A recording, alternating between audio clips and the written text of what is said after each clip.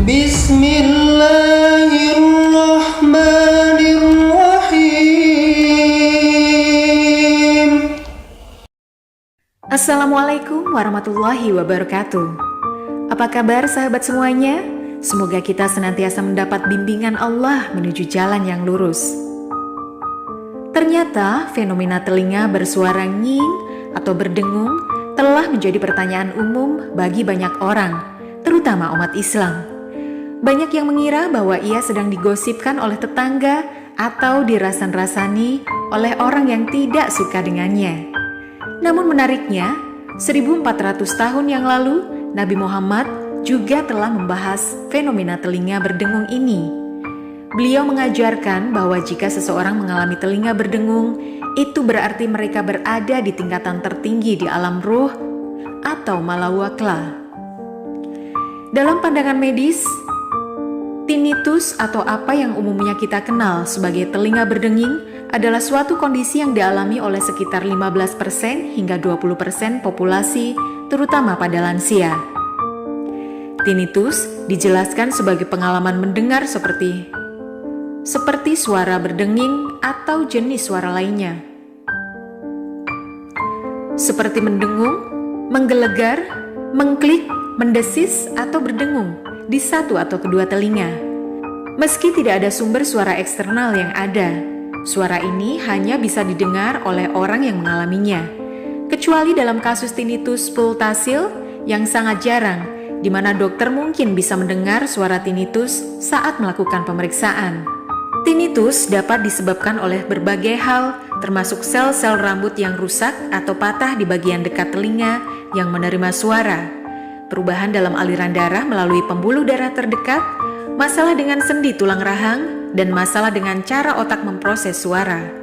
Kondisi ini biasanya disebabkan oleh suatu kondisi mendasar seperti gangguan pendengaran yang terkait dengan usia, cedera telinga, atau masalah dengan sistem sirkulasi.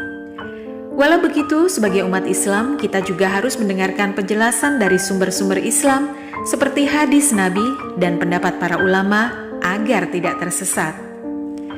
Ada sejumlah ulama yang berpendapat bahwa telinga berdenging merupakan panggilan dari Rasulullah. Gagasan ini didasarkan pada penafsiran dari beberapa hadis dan teks keagamaan. Salah satu dalil yang digunakan untuk mendukung pandangan ini adalah kutipan dari kitab As-Sisi Al-Jami As-Sagir. Dalam kitab ini disebutkan bahwa ketika telinga seseorang berdenging, ia harus mengingat Rasulullah dan membaca sholawat untuknya.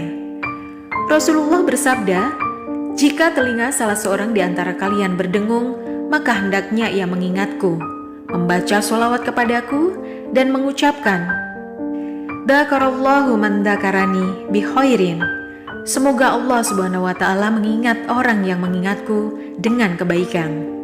Teks ini diinterpretasikan oleh beberapa orang sebagai bukti bahwa telinga berdenging adalah panggilan dari Rasulullah. Dalam hal ini, ulama menjelaskan, sebagaimana juga telah diketemukan oleh Imam Abdul Rauf Al-Manawi yang telah dikemukakan oleh ahli Al-Azizi dalam kitab As-Siraj Al-Munir, bahwa telinga itu berdengung hanya ketika datang berita baik keruh bahwa Rasulullah SAW telah menyebutkan orang atau pemilik telinga yang berdengung tersebut dengan kebaikan al-mala, al-a'la, atau majelis tertinggi alam ruh. Dengan kebaikan al-mala, al-a'la, majelis tertinggi di alam ruh. Penjelasan mengenai alam ruh kita bisa merujuk pada pemahaman makrifat. Seorang sufi, mereka memandang fenomena seperti telinga berdenging bisa ditafsirkan sebagai tanda atau simbol dari komunikasi antara manusia dan alam semesta atau antara manusia dan Allah. Dalam beberapa tradisi sufi misalnya, telinga berdenging bisa diinterpretasikan sebagai suara dari dalam diri yang mencoba untuk berkomunikasi atau memberikan pesan. Imam Al-Nawawi dalam kitab Al-Adhkar yang mencatat hadis yang menjelaskan bahwa ketika telinga kita berdenging, kita disebutkan di alam gaib. Hadis tersebut dinyatakan sebagai hasan, meskipun tidak secara spesifik menyebutkan tentang alam malakut.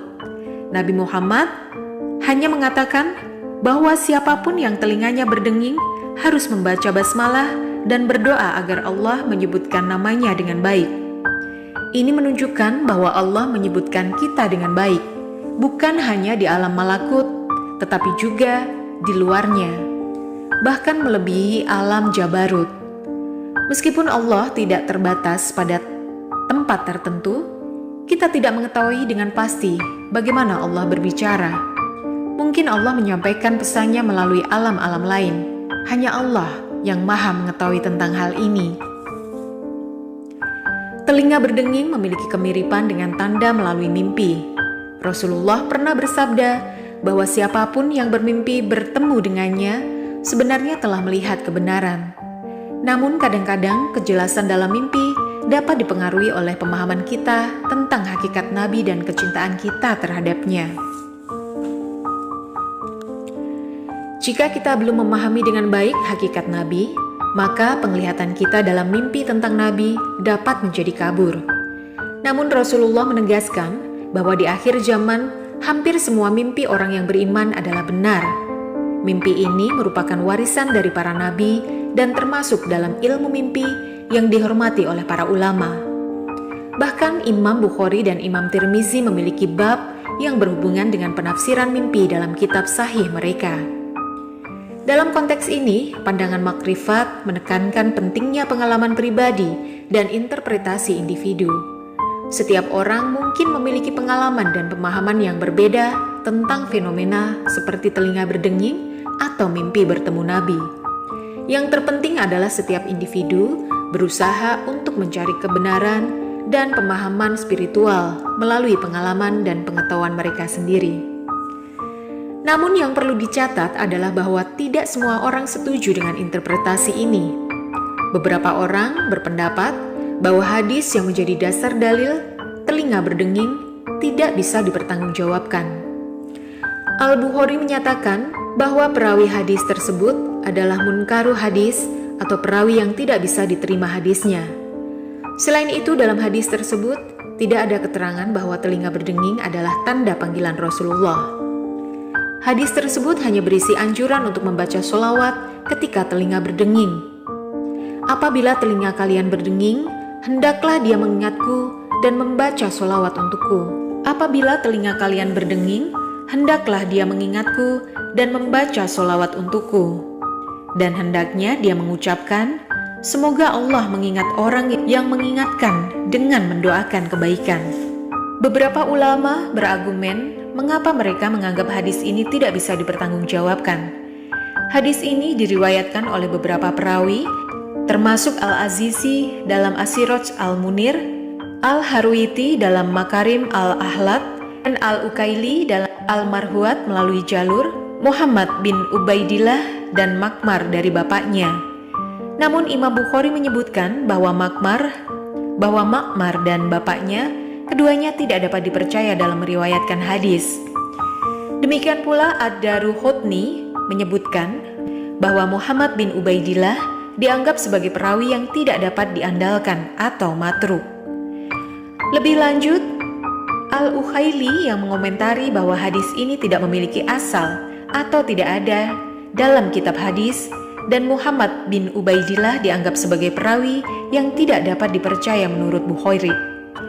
Oleh karena itu, menurut mereka, hadis ini tidak dapat dipertanggungjawabkan dan tidak perlu diperhatikan apalagi dijadikan acuan.